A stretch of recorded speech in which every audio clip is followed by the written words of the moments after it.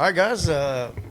Welcome to episode 12, Texas Gulf Surfer. Man, it's amazing. We made it to episode 12. Man, welcome, ladies and gentlemen, boys and girls. My name's Jeff DiNicola, your surfing ambassador, man. Hey, this is a show about Texas surfing.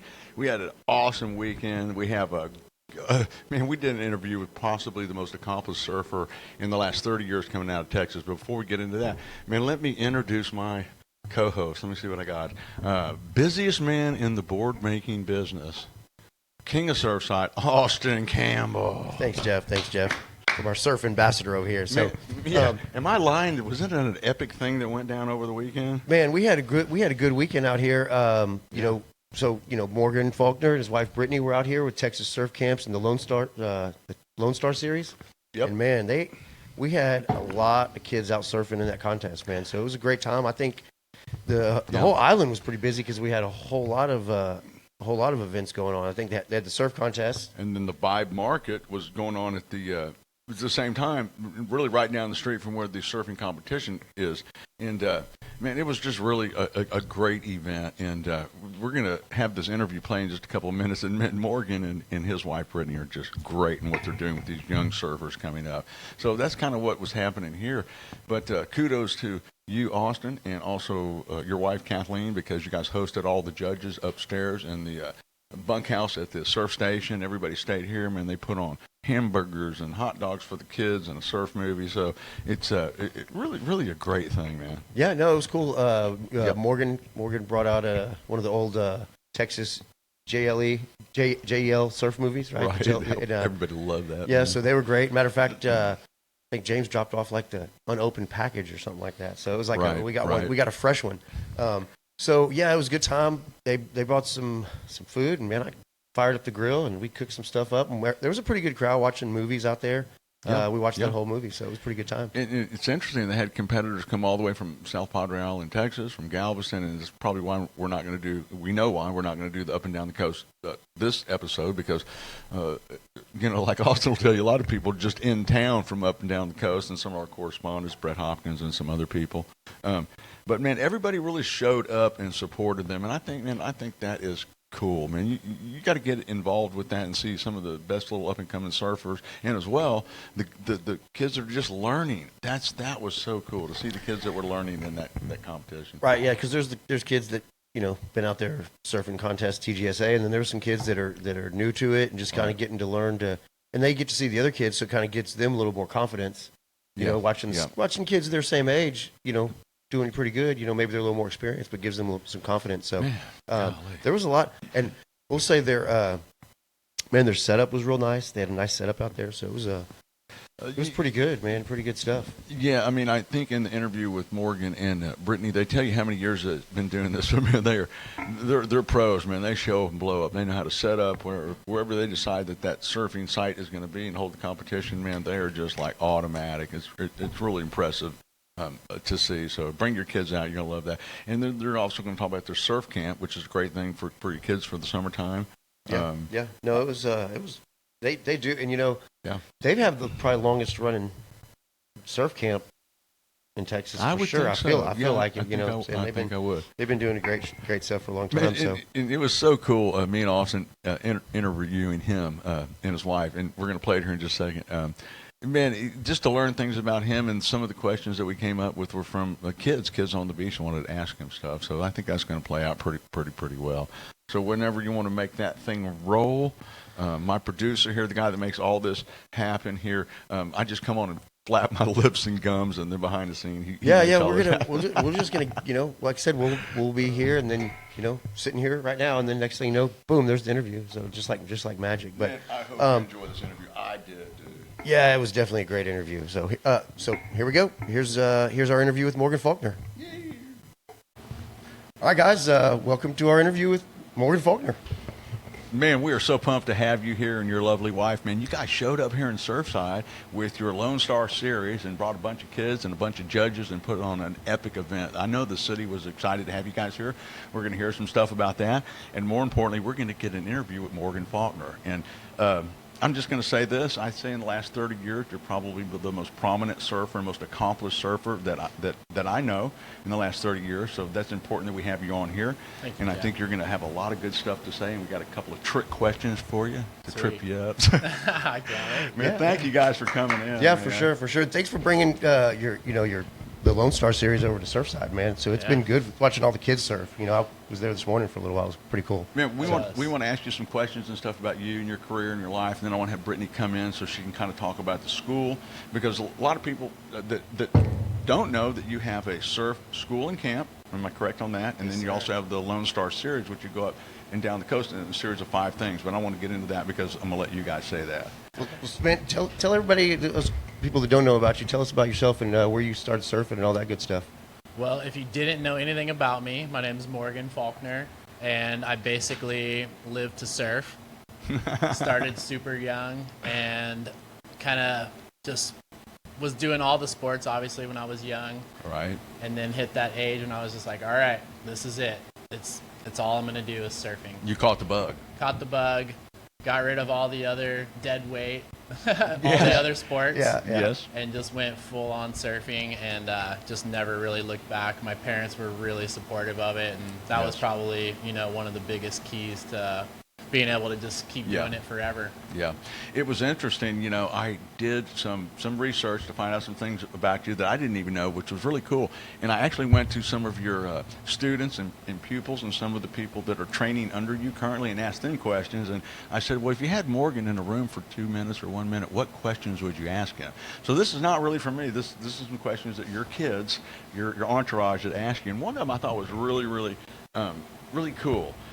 They want to know how you get over the fear of riding big waves, because you being from Texas and go to Hawaii the way you've been doing for many, many years and riding the big waves that very few of us can ride, and this guy can ride them. So they are really wondering about that, because they're questioning things like, well, as I grow up and I mature, am I going to be a big wave surfer? And I think everyone's got to ask themselves that at some point. How did that develop for you, and what would you advise to them? Well, I think it all kind of started with just really just seeing all the magazines and videos of guys surfing and just really wanting to do that.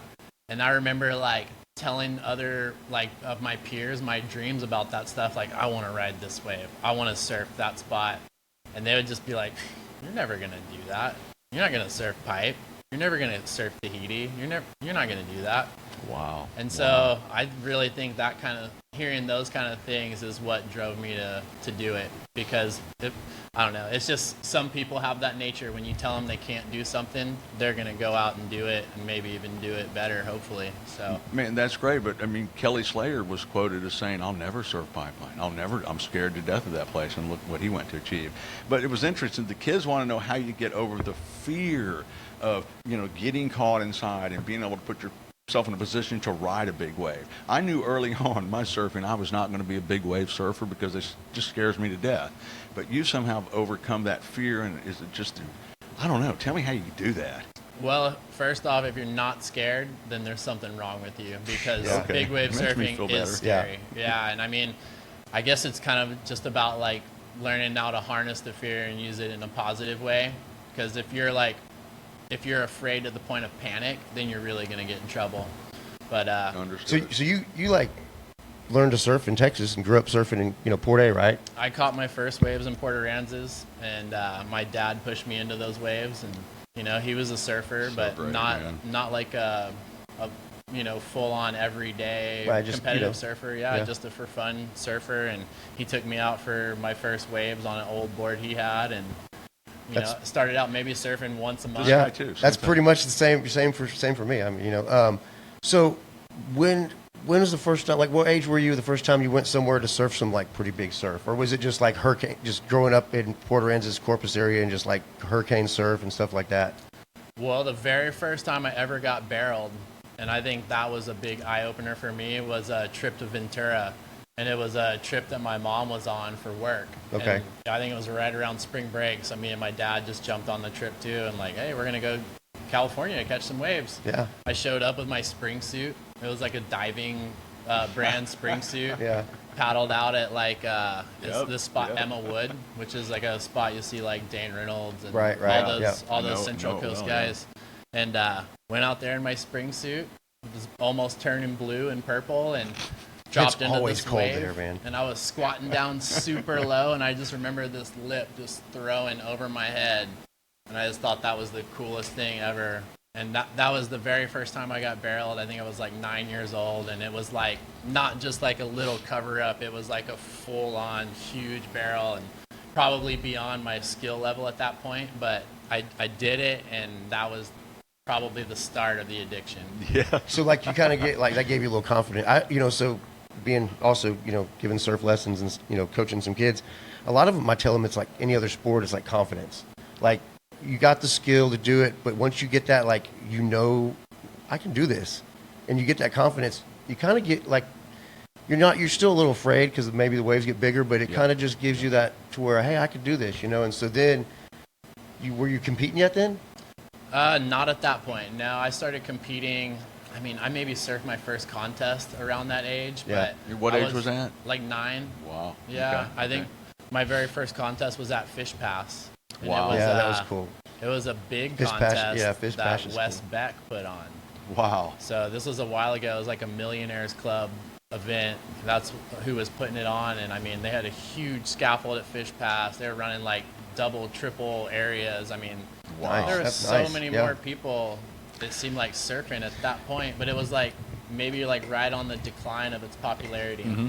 Yeah. And I it seems noticed to be that coming back. because TGSA used to be like you have the North and South divisions, now, and I think y'all have a little bit more younger crowd or kids, more Grom surfing than we do up here, and we're trying to change that, but I see that for sure. So that kind of keeps it more like competitive, I guess you'd say, with those groups that kind of. That's a great point, Austin, and that's why we so welcome you guys to come here and to do this, because you're kind of like the farm club for up-and-coming surfers. So we're trying to get more young surfers to come and compete and to learn to surf here. Down in Port A and Corpus and even South Padre Island, man, you guys got a lot of young, hot surfers coming up there. I know you train quite a few of them, and it's impressive.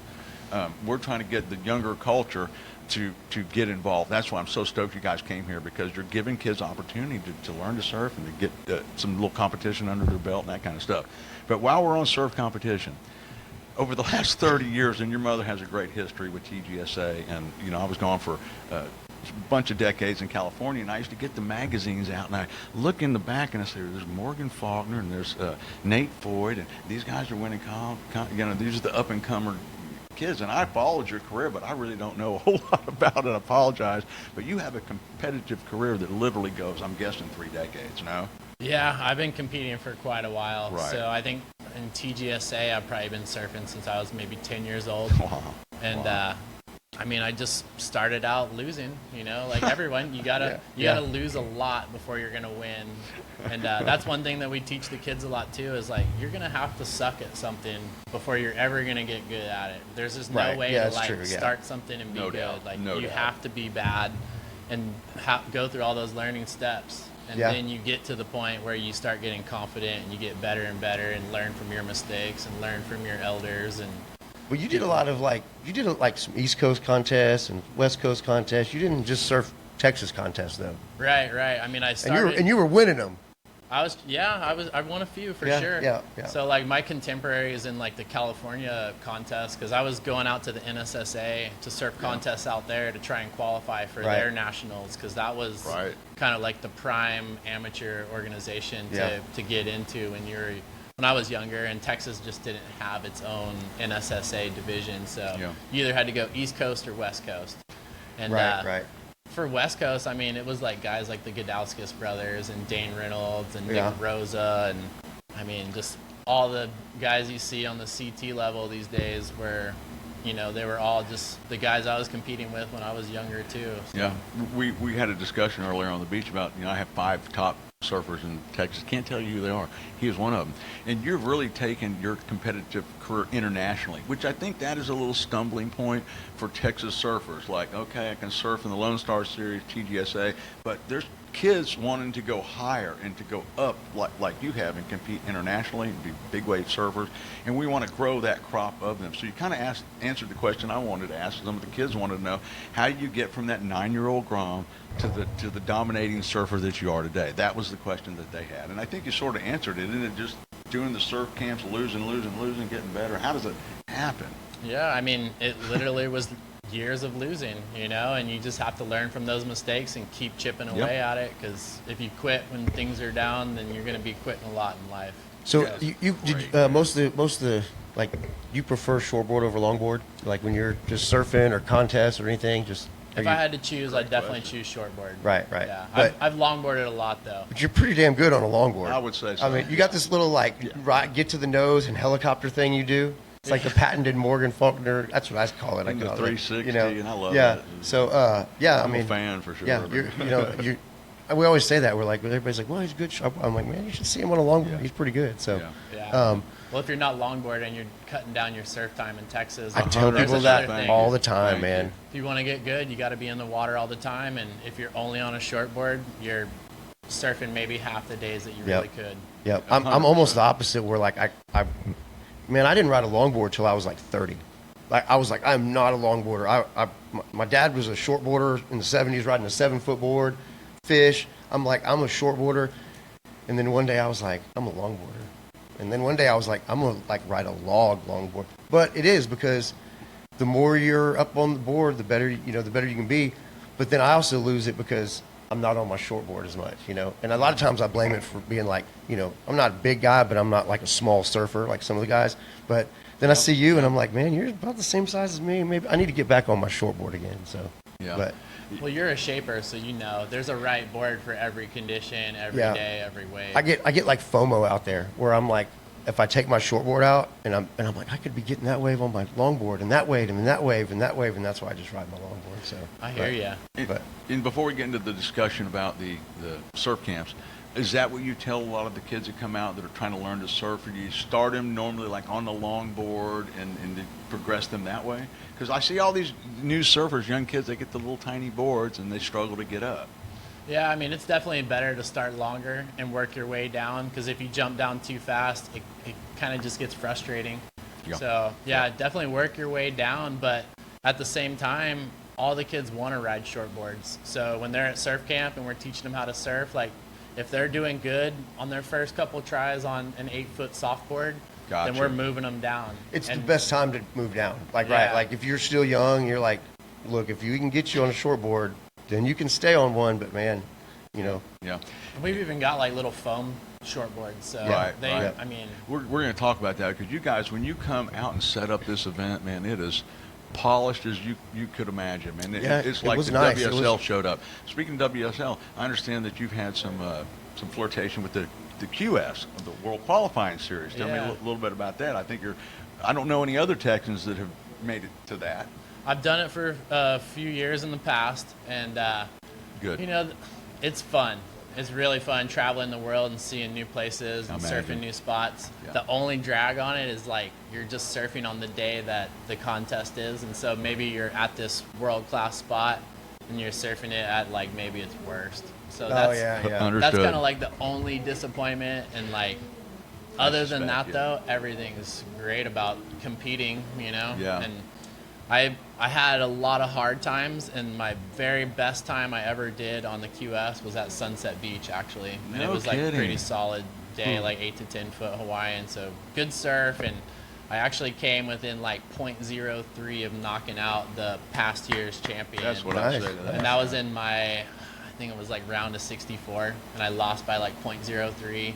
And I had this wave, and I dropped in and did a big turn, and like came down into the inside bowl and started to pull into the tube, and I just like lost it coming out of the barrel and fell. But if I would have made heartbreaker. that one wave, I would have beat the past year's champion, and that Nice. would have been like a Heartbreaker, man. good notch in the belt. Yeah. So. Yeah. Oh, that's a great story, though, man. Yeah. And, you know, I want to just flip back a little bit. We had a lot of guests, a lot of our people that watch aren't even surfers. They're fishermen and this, that, and the other. Just to explain the tube again, that people don't understand, that's what we live for as surfers. When a wave is cresting and breaking and it makes a hollow Yeah, and tube. you don't get our dreams to drive and ride inside of the thing, and you described it just eloquently. I love that, man. When you get that tube for the first time, you look and you go, I'm a lifer.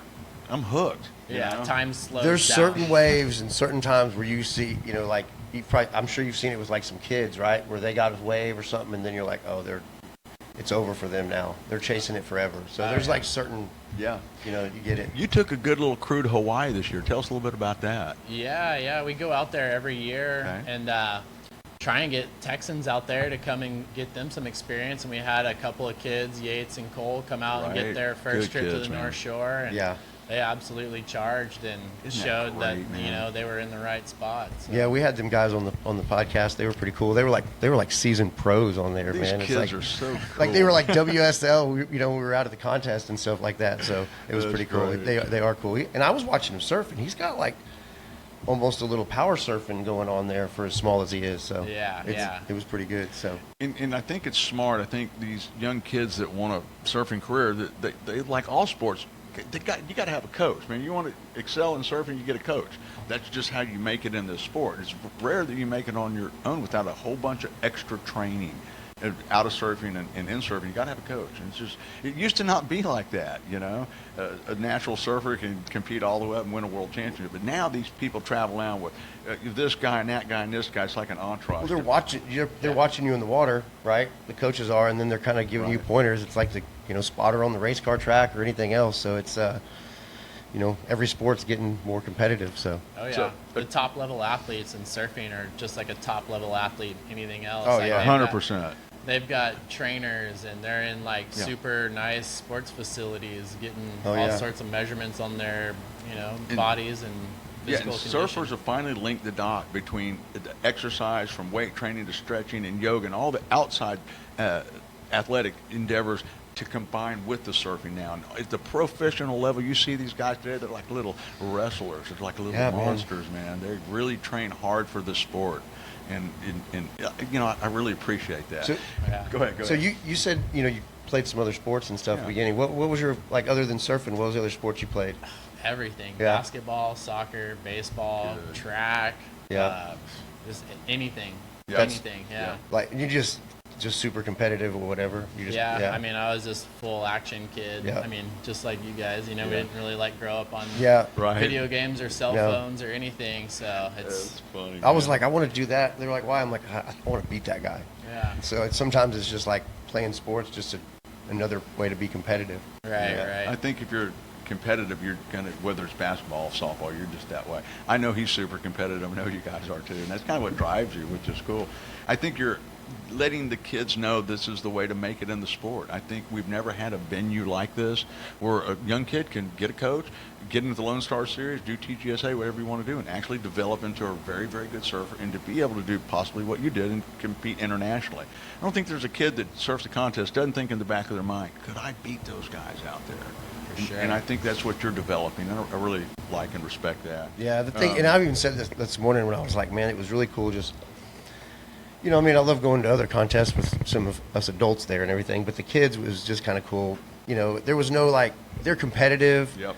but it's just not the same as like, some adults that are maybe past our prime being competitive. The kids are like, they're just happy, and but they want to win, but they're all friends. They're running around. It was just, it was kind of cool. And y'all had a great setup, man. The tower. Yep.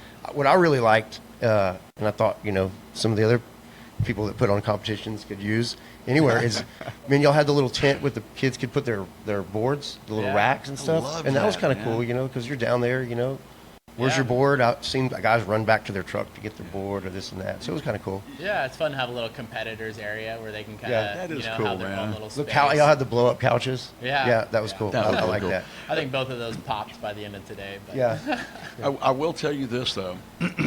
You're the kind of guest that it's going to have to definitely be a two-part series. And let me tell you why. There's just we barely even peeled back the onion. Man, you have such a long history in competitive surfing, and the history of that went down here in Texas, and just we got tons more we want to talk to you about. So we're going to threaten you with this. We're going to come down to Port Aransas, me and Austin. We're going to do a road show down there. So we're going to have you again and some other guys down there. We'll probably do it out of a surf shop or something like that. Yeah. Once I figured out how to go We can't mobile, get man, it's everything. on, man. We're headed everywhere. So. That's awesome. Yeah. We're going to run a mobile show. So I got a question for you. I don't know if this is, rumor, true, false, fact, whatever. I've always heard. Oh no. But the white whale. The white whale. Tell us yeah. about You that. want to tell me about Surfside. that story? Yeah. I heard you got like towed into the white whale or something like that. Yeah. It's a local legend here, by the way. Okay, so the white whale does exist. I've seen it break, but I've never seen anybody surf it. But I've always heard the good story, and I was like, it's got to be true. I've heard How it. did you even know to go there on that day and do it? That's what freaks me out. So it was Hurricane Dolly, and it was the one that hit South Padre real hard. And we're obviously on the dirty side of the storm, so we're just like, where to surf, and obviously came here to Surfside because we're in Galveston teaching surf camps. Okay. So we had our jet ski up here, and the guy that came up here with me, my good buddy, he had to do some work for his other job, and so he couldn't go with me, and so I called up my buddy Troy Noska, Galveston local, and I was like, let's go, man.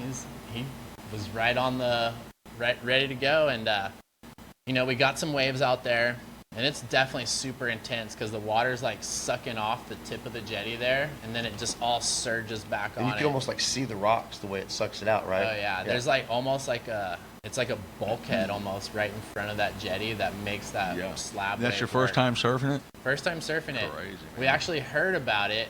We're just like, all right, well, we got to go check it out. So we went out there. We got some good waves, and then it just kind of started getting choppier and funkier. And I remember he towed me into a wave, and then he hit a chop and landed with the ski kind of sideways. And when you do that, and when it hits the water, it like whips and kind of bucks you off. So it bucked him off. He didn't have the little lanyard hooked up, so it's just going around in circles. And we're trying to catch it, and it's like right in front of the jetty, and there's another set coming. We're just like, man, we gotta get this freaking jet ski, and like finally grab it last second and just whip out of the way right before our white water just surges onto the rocks there. I think we got like maybe a couple more waves and just realized that it was really sketchy. Yeah. And I mean, it's not like you're surfing a wave where the reef's underwater. Like that wave's coming right up on those granite rocks, and it is so sketchy. I don't recommend anyone even try it. I think me and my buddy Jason Largent, we were like kids when Hurricane Gilbert hit. We were on this side, and we watched it break from the other side, and we were like, man, that was the first time we ever like saw it. We'd heard about it, something, but it was pretty crazy. It's been confirmed right here on Texas Gulf Surfer. Somebody surfed the white whale. It's right here with us today. It's epic, We man. confirmed it. So I think Les Freese might have video of us out there, but it was like super pulled back, so it was really hard to tell. I think he said. I HD. feel like he's maybe said that before, that he had it on, but he had that old camera that he was using. But I want to say someone posted a clip of it on like L Ride or something before it disappeared. Right. Yeah. And I'm pretty sure it was Les that had it. Okay, I got to ask you this. What's this nickname I hear? Chainsaw something or other? What's all that about?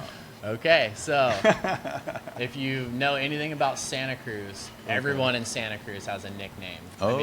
There's Daryl Flea, Pete Mel, the Condor, Sean Barney Barron. Everybody's got a nickname in Santa Cruz. And my buddy Anthony Tashnick, whose nickname is very Tazzy, well-known surfer. Mab surfer, just grew up around him with we were both on Quicksilver. Right. So whenever I started doing QSs, I'd travel over there and stay with him in Santa Cruz. And I think it was whenever the new Texas Chainsaw Massacre movie came out, the remake. That's where it is. And so they were just all like, Texas Chainsaw. That's funny. That's a stuck, good one. man. It's stuck. And That's I mean, the great. Santa Cruz guys know it. The Hawaii guys know it. That's pretty good. That's pretty We good. finally figured that out. That was one of our top questions. So we have an extra treat here, ladies and gentlemen, boys and girls. Man, Brittany, Morgan's wife's going to come on. They're going to do a little deep dive into their camp and their surfing. Y'all are tired of me, so she's much prettier than me, and she's coming right in here right now. All right. Come on in here. Let's see here. We'll get these like that. Here you go. Good to go. All right, Brittany, thanks for coming on with us too. I'm glad we could get you. So tell us a little bit about yourself and what it's like being married to this guy. Well, actually, I met Morgan in high school and immediately was attracted to him. My friend pointed him out because I was surfing and she knew he was a big-time surfer, so we were kind of sitting in our car and Morgan walks out of the high school and she's like, there he is, that's Morgan. Somehow I never even knew who he was, but we both were surfing at the same place at the pier in Port Aransas. I started surfing when I was 11. And he already knew about me. I didn't even know. I was surfing the inside. He was surfing the outside. He knew about the surfer chick in there that's surfing right now. Yeah, I was keeping an eye out. Yeah. Yeah, and so we started dating in high school. And Morgan's actually been really my lifelong coach as well because I was nowhere near the level that he was. And got to go on my first surf trips with him and his mom to California. And then that went to Hawaii and other places like that. So it's been a really good journey. We've been together for a really long time. And Heck yeah. Yeah, no, we've been watching all y'all's stuff, and you're a pretty good surfer yourself, you know. I try. Yeah, and then, but y'all got together, started this, you know. When did y'all start the Texas surf camps originally? In 2005. Yeah. Man, so it's been a while now, man. So, what kind of made y'all start this, really? Well, originally it started as my sponsor Quicksilver wanting to try and figure out how to support me. And Texas is just a small market, so everything, it's a business deal, you know. Right. They couldn't allocate enough dollars for their budget based on Texas sales, so they tried to get creative and figure out a way that helped them, helped me, right, and helped grow the surfing community here in Texas. So that kind of all sparked from my sponsor Quicksilver and Strider Wazalewski, who was kind of the brainchild behind that. That's nice. That's cool. I mean, and it's, pretty much everybody who surfs now knows about it, at least the young ones. Everybody kind of, waits for it the next year. It's been, like I said, I love it, because I give surf lessons too, and man, nothing against the adults out there, but I really like giving the kids surf lessons better than the adults, so I will still give some adult surf lessons. But yeah, so because they're so stoked, they really listen well, and they're out there having fun, and some of them are like fearless, right? They just charge it. They don't know any better to not, Yeah, it's like pure unfiltered stoke. Yeah. Whereas like adults kind of like they're trying to like maybe fit in or like, they want you to think that they're cool too. Where the kids just don't care. Like they're having a blast, and that's all that matters is that last wave they caught, and they're just like, yes. Yeah. No, they're great. So where's y'all's next event going to be at? We're going to have our next event at Fish Pass, Morgan's first location for his contest. Man, Fish Pass. I remember. I don't know if I'm like a little bit older than y'all, I think maybe, but we used to call it like Mustang Island jetties before it was even Fish Pass for some reason. I remember somebody going, "We're going to Fish Pass," and I was like, "What's that?" And they were like, and my buddy was like, "Oh, it's Mustang Island jetties. They call it this now." And I was like, "Oh, I didn't know." So, but that's always been one of my favorite spots, man. When we were younger and go down there, so it's pretty cool. So how many stops are you on the tour for y'all? There's 5 different locations that we go to, and then the last final contest is going to be at Waco Surf. Man, Waco. So there's going to be a champion, all that good stuff? Like, they have points, so for a season? Yeah, so it's a series of 5 events, and then our top 3 results from those 5 are going to get qualified to go to the finals day at Waco, and it's just going to be a non-elimination, surf your brains out championship round. So man, that sounds like fun. The kids are going to get to experience that. It's cool. So tell us about how the young surfers contact you guys often requesting. Yeah. Join the surf camp. I'm a parent. My kids are driving crazy in the summer. I want to bring them down and drop them off. Yeah, for sure. Let us know how they can, like, if anybody's watching this right now and you want to contact these two and you want to get your kid into this, let them know how to do it. All right, go to TexasSurfCamps.com. Check out our website. It talks about all the different programs we have. We got surf lessons. We got a surf class that runs every Monday and Wednesday after school in Port A, and that one goes year round. So a lot of these kids are getting coaching and surf practice all the time, and that has been huge for growth of surfing in Port Aransas area, and I think all around, because when one blade of grass grows tall, all the other ones around it try and get up there as well. No, that's true. That's true. And I've been noticing that there's a lot more the younger girls out there surfing little Grom, the girls, than there is boys, it seems like. Yeah. That's been a great thing for me as a coach as well, because I actually had my group of girls that I coached for a really long time called the She Wolf Pack, and it was amazing to see. I mean, we all know, Blue Crush was the more recent girl video that really turned everyone on to go out there and surf, and so we saw a huge rise of girl surfers at our camps too. And just this last summer at camp, I had a group of 30 students, and 28 of them were girls. Man, it's crazy. I had some customers come in today. They were telling me that they went down there and they were like, "Man, I thought it was a girl contest." So I said that. I said, "Well, there is a lot of younger, the Groms. A lot of the girls are dominating that right now." So I have to say, we get more girls at surf camp these days than guys. Yeah. So it's cool. But man, I think Jeff's right. We're gonna have to get y'all on again when we go down to Port A.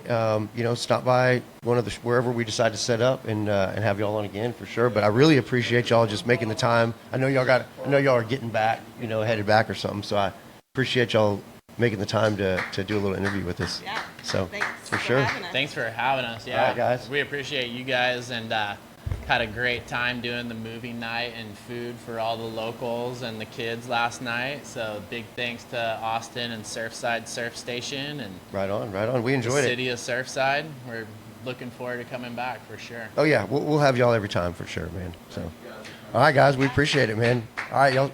We'll see y'all later.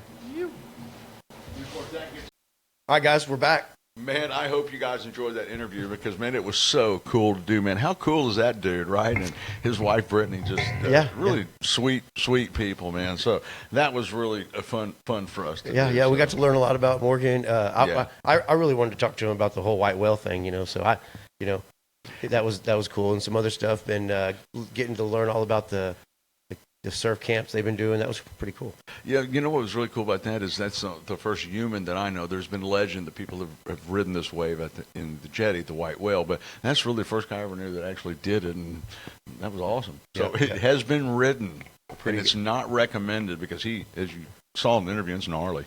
Yeah, he said, like I said, and we always, we've seen it break before, like we were talking about, but man, it's pretty crazy. So anyways, man, hey, you didn't give me my surf forecast so I can plan my week. So my weekly planner. Yeah, so our surf forecast looks like pretty much midweek is going to be the best for everybody pretty much down the coast, it looks like. Okay. It looks like it's going to kind of build somewhere, Wednesday, Thursday is going to peak up and then pretty much get a little smaller. So it didn't look like anybody was going to have anything great, but there was a little bit of surf. So, but now personally, my surf forecast for Saturday looks pretty good. Okay. Oh, yes, it does. He won't be with us. He'll be at the pool known as Waco. Yeah, so we got a pretty good forecast on Saturday. So there's going to be I'm supposed to be his buddy and everything. I'm not invited. But. Oh man, well I can't complain, So no, man. Who are you going there with again? Another famous. Jim, another famous surfer. Another Jim famous Thompson. Texas big wave surfer. He's out there getting towed in on waves. He told me to come out to Hawaii, and he's like, "Yeah, come out to Hawaii, and we'll get you do some tow ins." And I was like, "I don't know. I think my days of being a tow in surfer might have be over before they started." But but no, I think Morgan was even telling me.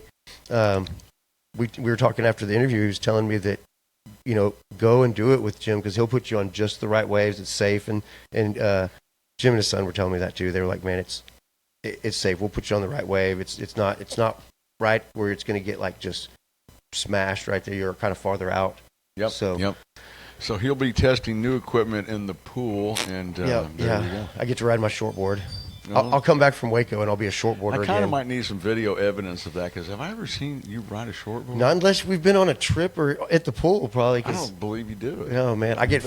It's like I was telling Morgan, I get FOMO. I get out there on my shortboard, and Johnny McGee starts catching more waves than me, and I have to get my longboard back out. But yeah. So as far as the forecast goes, it looks like Thursday Wednesday, Thursday looks like the best, and for Cool, everybody, cool. Well, nothing special going on. I'll plan my week accordingly. Yeah. What else we got? You want to talk about a little bit more about the vibe, what they Yeah, had man, down there? you know, our good friend of the show, Kaylin at the Culture Coffee, man, put on this event down here that kind of meshed again with Lonestar Surf Series, and man, it was really cool. People came in, vendors came in, there was reggae people playing, and Jimmy, she's always really gun ho helping the Surfside community by bringing these events in. So.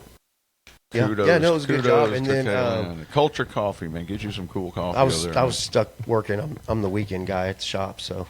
Yeah, you were. So. Because you weren't there, I'll tell you real quickly, is there was a ton of people down at the Surfside, which was held at the Seahorse restaurant, excuse me, that area, which was the first time I've ever seen an event there, a contest or anything like that. Yeah, it was a good job. I think it might have been, I think I want to shout out to Barron Austin, our tourism guy. I think it was kind of his idea. He was like, hey, maybe y'all could all do it over there and kind of get everything together. It was good. And there was nice little waves down there for the Groms and stuff like that. So there was actually some pretty nice waves on the outside. It got a little better. It got very meaty and chunky, and the kids just had such a great time. There was all kinds of people. Matt Roth, Crystal Ross, she's a TGSA secretary, and Claire, your surf rider, did very well. Yeah, she got another first place. She got another first place. Yeah. All kinds of people. Man, they came all from up and down the coast. That was just really, warms your heart to see those kids get out there. The Hickey girls were out there, right? The Hickey girls were out there. And, they're super good competitors. I think we had Margaret and her daughter Maya were out there. They were out there. We had Hopkins boy. Yeah, there was Chris. Brett was one of the judges, and his son Kane, right? Yep, Kane. He was out there. Yep. So there was a lot. There was the Sheldon family was out there. Man, they're both super good surfers, and it's always a pleasure to see them as well. Man, so next week we're going to we're having some cool people coming in, so stand by. But the one we're trying to get in is traveling. So we're going to go do in the board design thing. I'm kind of pumped about that because I got my board already figured out and designed, with the exception of Finn's, which I'm pushing him to do the Finn thing next week too. And but other people that come in, we're going to design. You're going to teach us about that thing. Yeah, right? we're going to talk more about like the different designs and like as far as like designing talk more about the templates and stuff like that. As far as like outlining the board, some other things versus just like the construction of the board and the material. We've been talking a lot about materials, construction, and we haven't been talking a lot about as much of the design of why we put more rocker here or why we put the wide point forward or back or middle or stuff like that. So more design overall.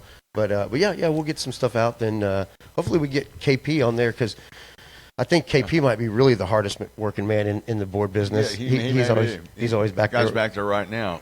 So him and working away. Yeah. And man, you've assembled a good little crew here, man. You got Dougie Tanaka, you got KP, the master glasser back there. So I mean, you guys are putting out some and then we got product Cunningham. right now. Cunningham was just here. Did that gun for Westmoreland. He is such a magic shaper. If you can get him to hold still long enough to shape a board, you've really got something special. Yeah, no, he does. And, he especially like certain boards, Dave really knows. You know what I'm saying? He does great. He knows the fish real fishes, the old school longboards and the, of course guns. But yeah, Dave's a great craftsman all around.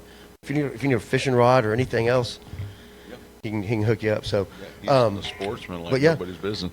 So here's one thing is like what I've had some recent success in here and other places when I've had some boards made.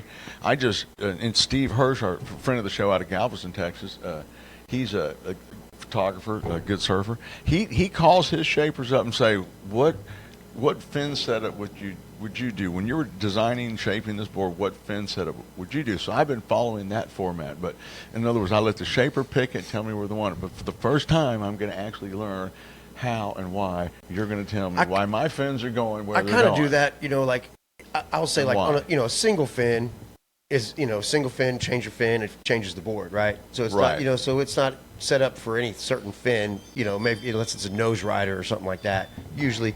But like quads, when I do my quads, I set up my quads depending on the boards for a specific fin usually. Now you can ride. Why is one this tall? Why is one this tall? Yeah. So that's what's happening on our next episode. Exactly. So I'm pumped about learning about that too. I tell you, man, we're gonna have to get us a sponsor for some like Yeah, seltzer Seltzer water. The water guy or drinks something like that. cases of the stuff, man. He's breaking me. or something like that. I don't know if we can get somebody maybe somebody could send us some Yeah, we're seltzer waters. open to seltzer water and Yeah. whatever. But hey, there's something I want to talk about real quick. oh yeah, I got this is so cool. I got guys. a letter from one of our viewers the other day Love to the this. surf station, and he sent a letter to me and Jeff, and I just want to give him a shout out, man, because it was we appreciate it, and it was William Mann. I'm sure some of our viewers out there know him. He's an old school surfer, Yep, sure surfed is. back in the day. Yep. He just he sent us a letter, 2-page letter, and That is so cool, he's man. been battling cancer. Yeah, God bless him. Yep. Pray for him, Yep. please. So he said, he's been keeping it positive and everything. Everything's looking good. So, but he just wanted to let us know that he really appreciated us out there doing the podcast during the surf contest. Yes, he did mention that in the letter. Yeah. He said that seeing like some of those people like Frank Floyd from Wind and Wave and all that, some of Yep. those other people. Yep. And he mentioned that seeing Steve Mathias at the end brought back some memories. And he said that we could probably swap some Steve Mathias stories, probably not on air though. So he must know Steve well.